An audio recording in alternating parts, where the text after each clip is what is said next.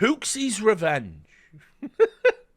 We just can't stop Hooxing. So, obviously, Hooxi's out at G2. And he's gone. And it was a long time coming.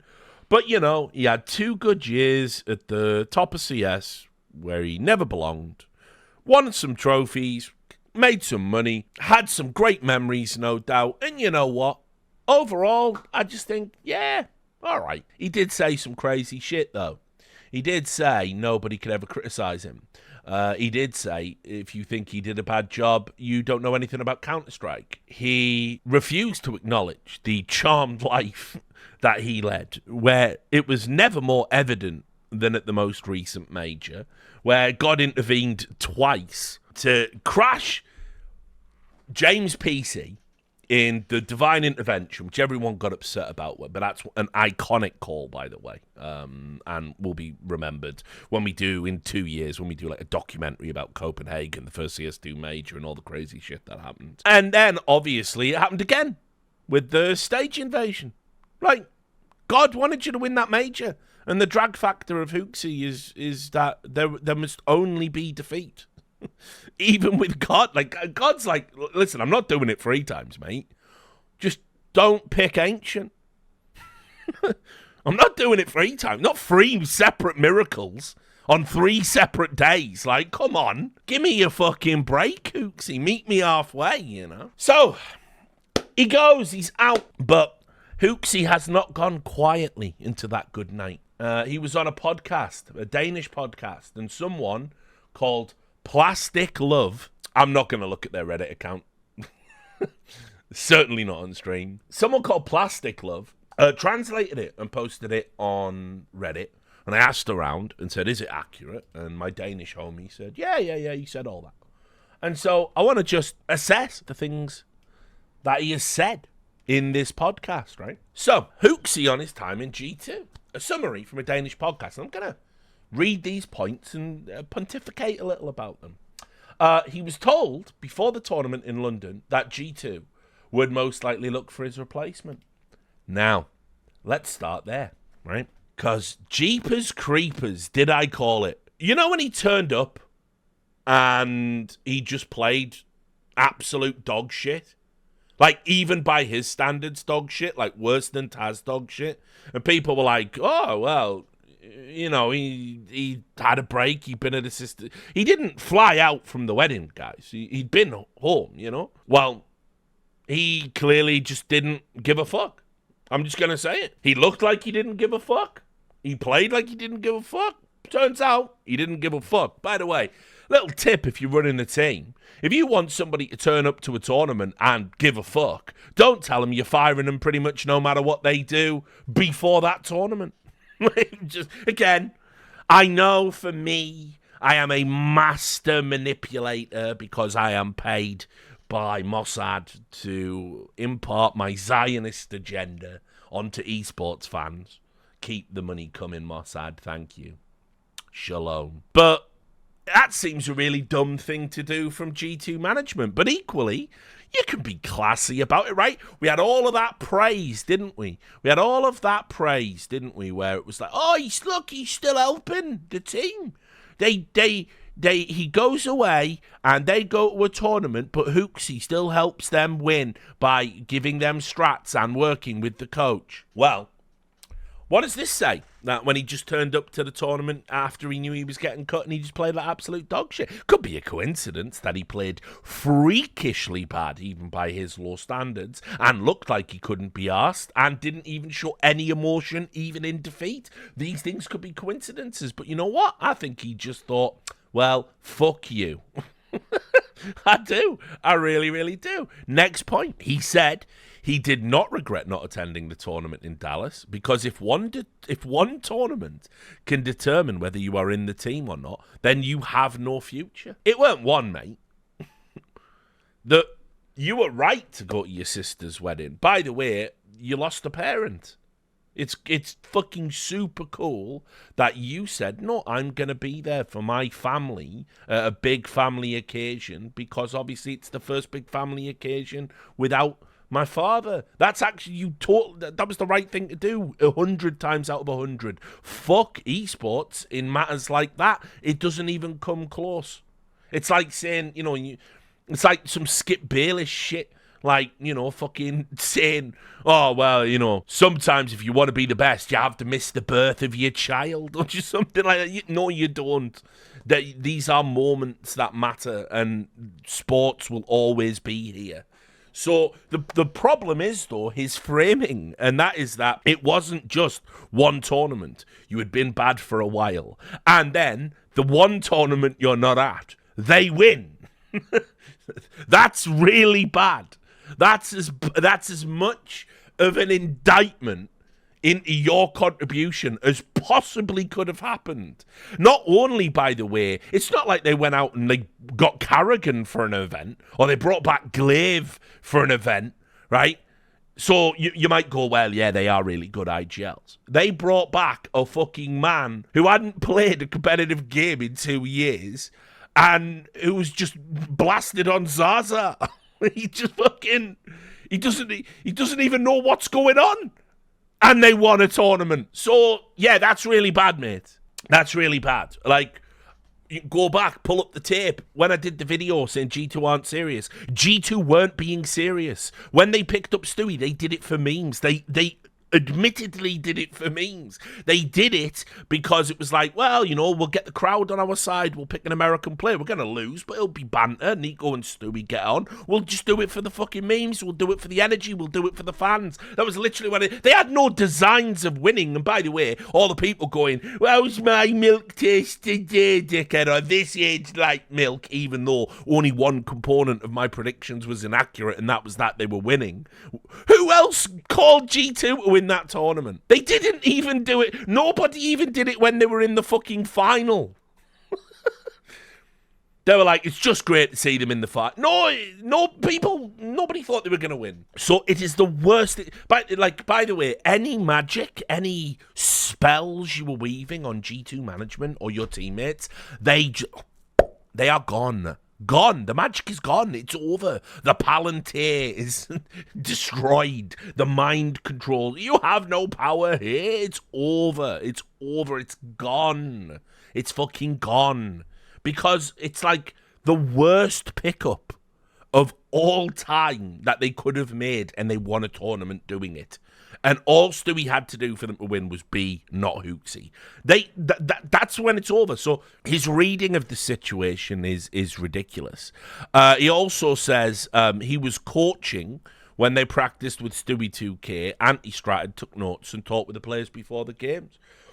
Like, does everyone hate Taz? I just want to know what's going on. Like, what's Taz got to do to get some love in this motherfucker?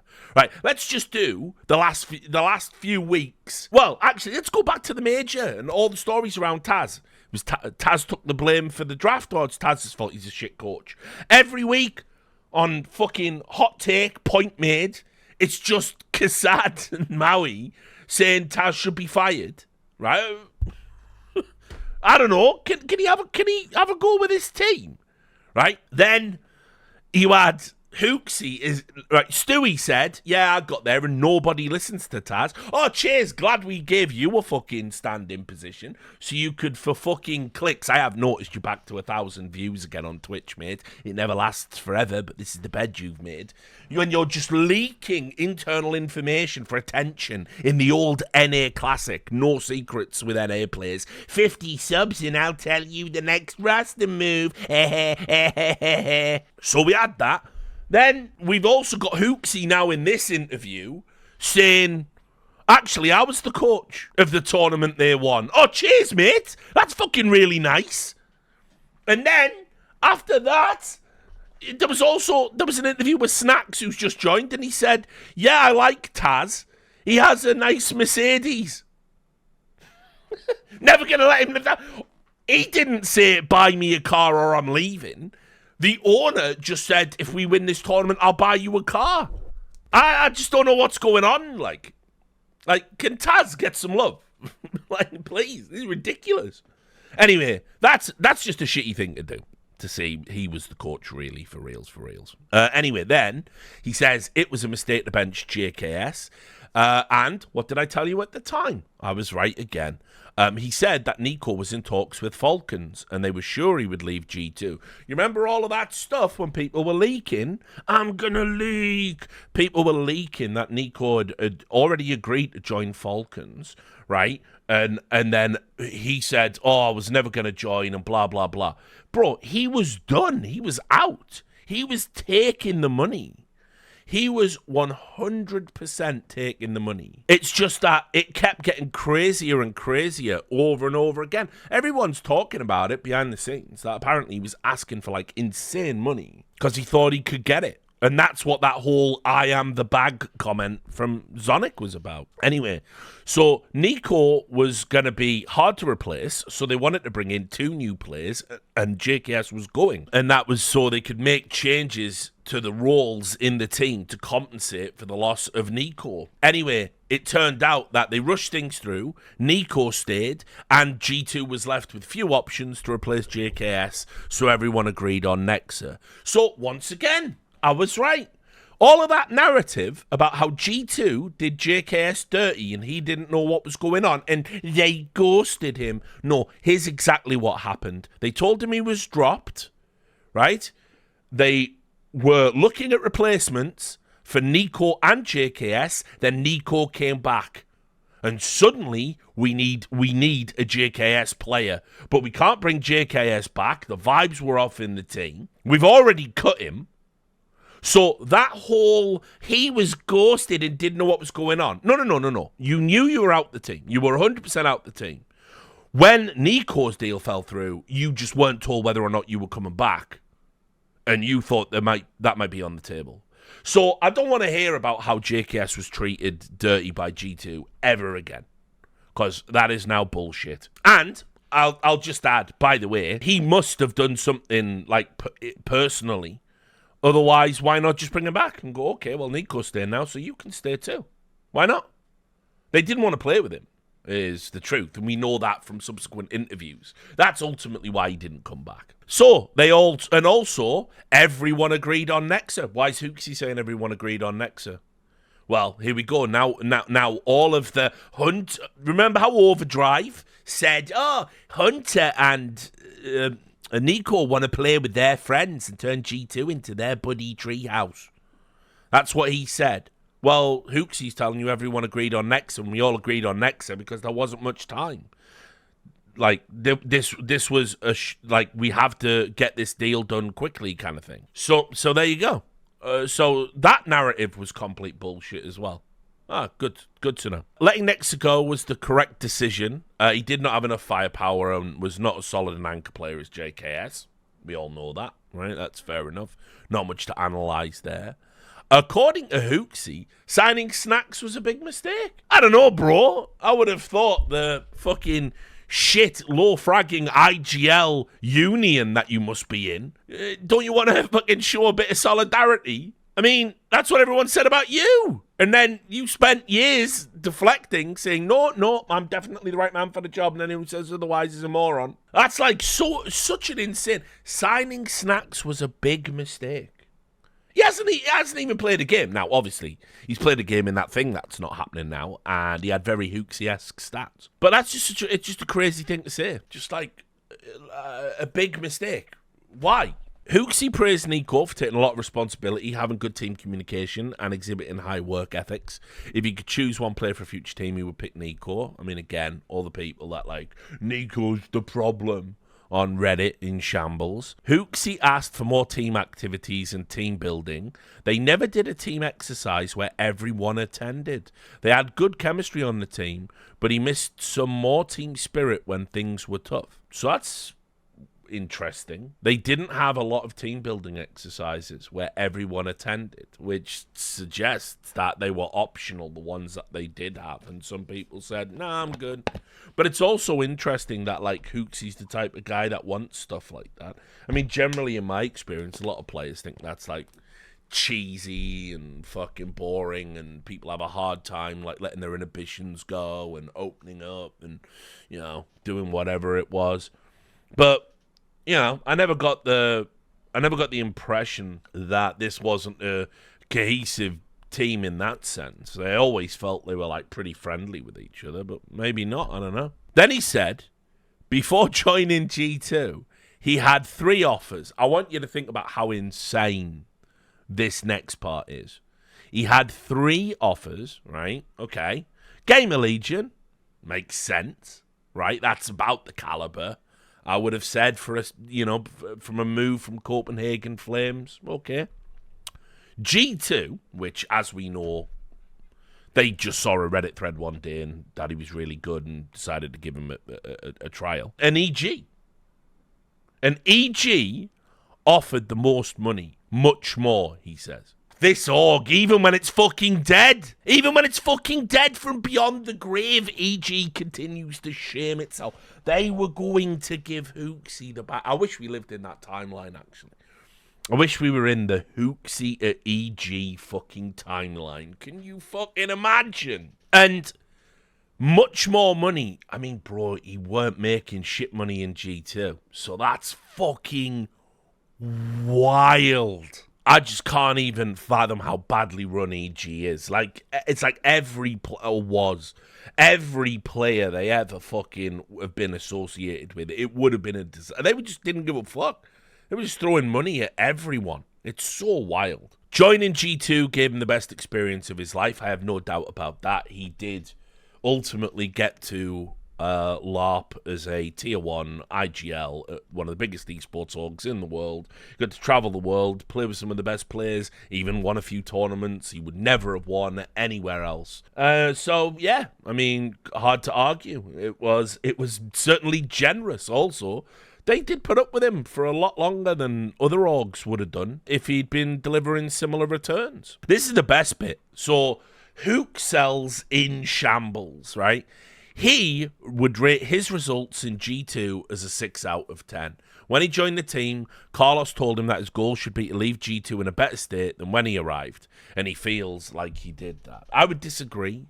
I think that G2 ultimately has been, with the exception of winning the tournaments, it's not Hooxi that improved G2, it's the acquisition of Hooxi that improved G2. That will go down as one of the best signings in CS history, and Carlos engineered that. It certainly wasn't Hooxi came in and then things suddenly started clicking. It's that Hooxi came in and then they suddenly had a superstar that's only got better and is the best player in CS2 for me. But you will notice, even by his own admission, he says it's about a 6 out of 10.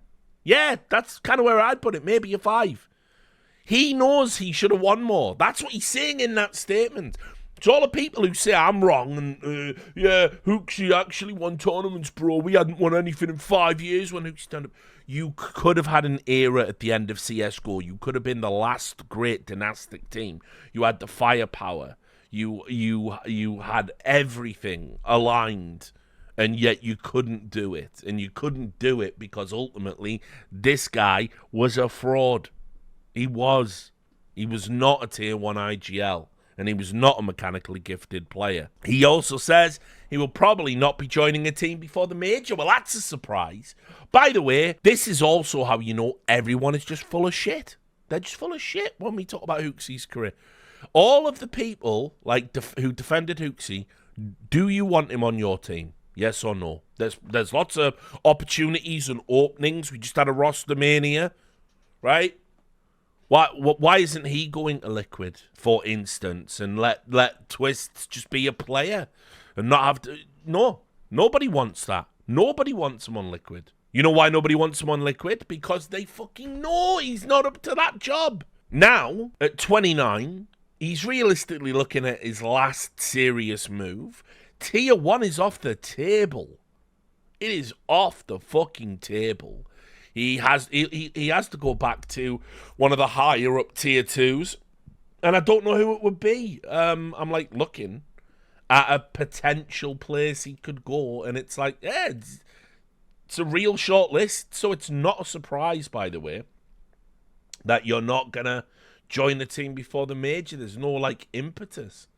Like, I don't even know what it would be. I mean, other than fucking Fnatic going insane. I just don't know where you could go realistically. So it just seems wild to me that Hooxi is like, yeah, you know, I'm out there. Yeah, you're going to be out there a while, I think. You can see here as well, these little interesting details that got added. He seemed upset with the way he got benched. They did it very late, and that gave him no options for finding a new team. He was prepared to get benched more or less from day one, so he got used to the pressure. Right. So, what else could, again, players have such a weird conceptualization about how you're supposed to handle benching them. Like, what are G2 supposed to do? Like, are they supposed to bench you sooner than they would like because you want more time to look for another team, but that means you're benched more and might not find one? Or are they supposed to support you and keep giving you chances? And then it was like, listen, we're probably going to bench you coming into London. You play like absolute fucking cheeks. And then you're like, oh, they bloody benched me and I didn't have time to find a team. By the way, if I was Hooxi, I would always have been keeping irons in the fire. I would have been saying to any org, any team, any player that would potentially work with me, listen, G2 is not forever. I'm not fucking stupid. So when it goes wrong, can I just come and play with y'all? I would have kept many irons in the fire. And evidently, he didn't. Well, that's not smart. He should have been benched the second they won Dallas without him. Should have just call him. You know, hope you enjoyed the wedding, homie, but yeah. So that's like a ridiculous thing to say. I don't know what else they're supposed to do. And also, like, just have a bit of self-awareness. Like, what team? No one. The Hooxi brand isn't strong, my dude. Like, the Hooxi brand is associated with failure, unfortunately. And it's associated with failure and rejection that you failed. It's not a winning combination. So yeah, I don't get that part. Then he said he could not go into all details regarding JKS since the JKS camp wouldn't like that. Spoiler, the details are he's a difficult guy to fucking play with and he's a bit of a miserable dickhead. Like when things aren't going well. That's what every teammate who's played with him that I've ever talked to has ever said about him.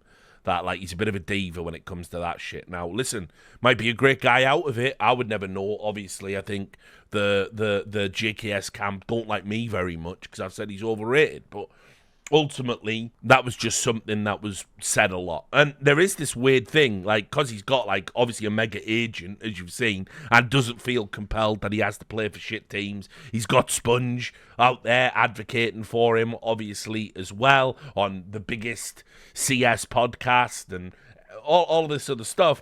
Yeah, criticizing JKS definitely will get you a phone call or a message. And then this other one. His friends like to show off Hooxi's Instagram account to impress girls when they go out and party. But unfortunately, he's not having much success. So I don't know what that line means there. I don't know. Like, is friends not having much success? I don't know. I don't know what that means. But or is Hooxi not having much success? Women love winners. There you go. And that was how I entered the manosphere. So anyway, weird statement overall. Weird series of statements. But for me, I mean, look, I hope whatever he does next, he's happy with it. I hope he does get an opportunity in Tier 2. I would like to see a narrative where he goes to a Tier 2 lineup and does something good with them. And then maybe we can have a reappraisal of his career because between a top 8 with Copenhagen Flames and winning some trophies that G2 kind of sort of should have been winning anyway, I don't really know what to make of him. Is he as bad as I think? Is he worse? Is he better? We have to know. And so I hope he does get on a Tier 2 team, and then we will find out once and for all. Because if they flop, maybe he shouldn't have had the G2 job. If they succeed, all right, maybe there was something there. But ultimately, some pretty shitty comments in there. I mean, don't want to be too harsh. It's just, I don't know. I think there's a statute of limitations on the things you should and shouldn't say after you leave a team. Give it a year in esports. Just give it some time, some distance. Not while people you were playing with are still trying to do the job. Not when a coach is still there and you're undermining them. You could certainly do it later. So, but we will see. And that was Hooxi's revenge. He's back. Somehow, Hooxi returned.